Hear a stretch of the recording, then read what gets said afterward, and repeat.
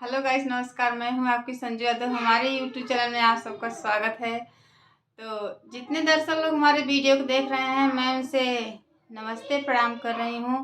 और जितनी सिस्टर लोग हमारे चैनल से जुड़ी हैं, मैं उनसे रिक्वेस्ट कर रहे हैं कि आप लोग चैनल पे बने रहिए और वीडियो को फुल वॉच कर देखिए। और आइए सुनिए बहुत प्यारा सा लाचारी गीत। हमारी बाबाली उमरिया नजर का है मारा सांवरिया। हमारी बाबारी उमरिया नजर का है मारा सांवरिया।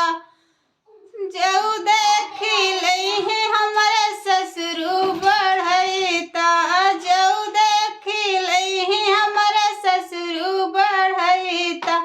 डाकई न देहि अंगनैया नजरी का है मारा सांवरिया। डाकई न देहि अंगनैया नजरी का है मारा सांवरिया। हमारी बाबारी उमरिया नजरी का है मारा सांवरिया। हमारी बाबारी उमरिया नजरी का है मारा सांवरिया। जो देख ले है हमर जेठा बढ़ैता, जो देख ले है हमर जेठा बढ़ैता। डाकई न दे है दुअरिया नजरी का है मारा सांवरिया। डाकई न दे है दुअरिया नजरी का है मारा सांवरिया। हमारी बाबारी उमरिया नजरी का है मारा सांवरिया। हमारी बाबारी उमरिया नजरी का है मारा सांवरिया।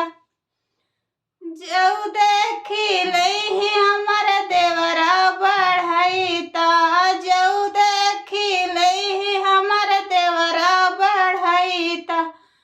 डाकई न देहि ओ सरिया नजरी का है मारा सांवरिया।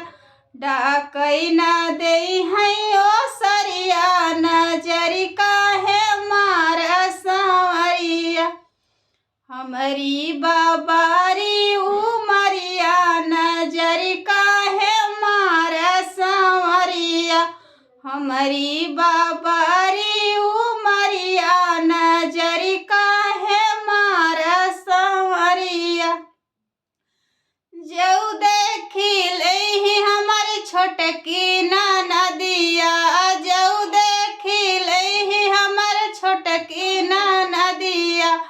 घूमी घूमी गौआ में कई है नजरी का है मारा सांवरिया।